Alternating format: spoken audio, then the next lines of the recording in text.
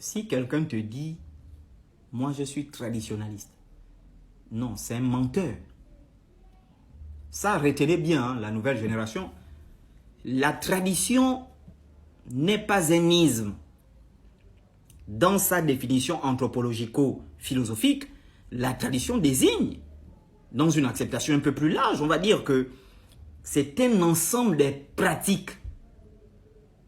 Ça veut dire que dans la pratique, il y a le savoir, le savoir-faire, le savoir-être et le savoir-agir. Ensuite, un ensemble de connaissances, pas des savoirs, des connaissances. Donc, ensemble des pratiques, ensemble des connaissances, ensemble des us, des habitudes, ensemble des coutumes propres à des communautés humaines transmises de génération en génération. Donc, on ne peut pas idéologiser la tradition. Lorsqu'on va se dire, je suis traditionnaliste, ça veut dire que la tradition est un isme, c'est une idéologie. Comme le capitalisme, comme le communisme, comme, je ne sais pas, le socialisme, le marxisme. Non. Nos traditions ne sont pas des idéologies. Donc, si quelqu'un se présente en disant « je suis traditionnaliste », ben, tout de suite, tu sais que c'est un menteur. Ça, c'est ce qu'il faut comprendre. Maintenant, pour ce qui concerne le Gabon, par exemple, nous avons 52 ethnies. Alors, supposons, il y a quelqu'un qui m'a demandé, oui, il m'a posé la question, tu penses quoi des traditionnalistes de Dieu en question? Non, mais ça, allez leur dire.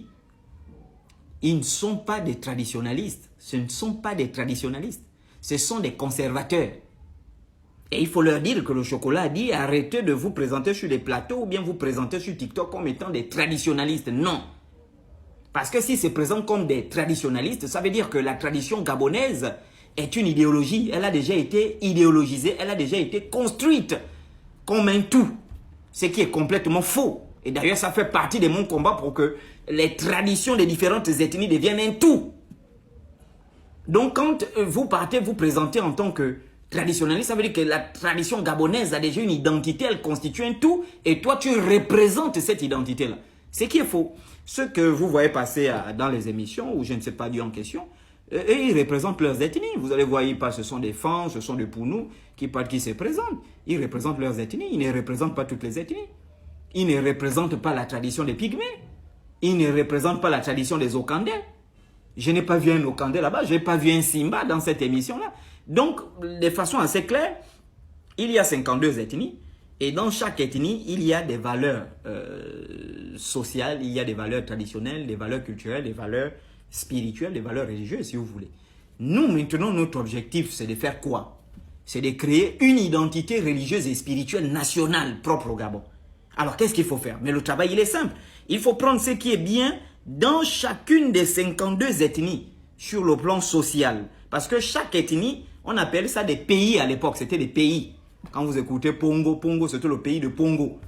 Quand vous écoutez tel, c'était des pays. Et donc, ces pays-là avaient des organisations politiques, économiques, sociales, culturelles et spirituelles. Donc, il faut prendre ce qui est bien dans chaque ethnie, les 52 ethnies du Gabon, là, pour former un tout afin d'avoir une identité religieuse et spirituelle nationale.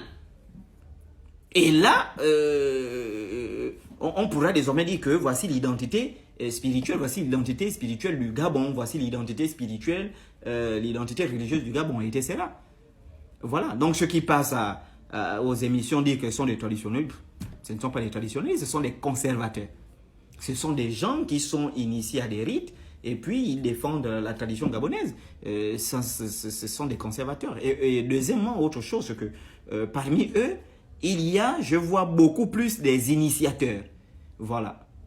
Quand vous voyez ces gens-là, c'est plus l'initiation qu'ils mettent en avant. Donc, ce sont des commerçants, voilà, qui partent faire la promotion de leur rite initiatique. Et puis, il y a quelques clients qui appellent pour aller se faire initier, tout ça. Et puis, ils vont les initier. Ils font plus la promotion de l'initiation. Ils ne font pas la promotion de nos valeurs traditionnelles, sociales, culturelles, tout ça. Moi, je ne vois pas la définition de la culture. Parce que dans la culture, il y a les arts. Il y a l'écriture, il y a la science, il y a la musique, il y a toutes ces choses. Moi, je ne vois pas ça dans leurs émissions. Je vois plus, on fait la promotion des initiations. Et voilà, je pense que c'est quelques commerçants comme des pasteurs qui partent sur les chaînes de télé et puis attirer les clients. C'est un travail gigantesque, c'est un travail éléphantesque que nous sommes en train de faire. Ce retour aux sources, c'est éléphantesque. Et ça, il faut que les politiques se mettent au pas pour que nous puissions avoir cette identité-là. Donc, voici un peu, ce ne sont pas des traditionnalistes, hein, ce sont des initiateurs.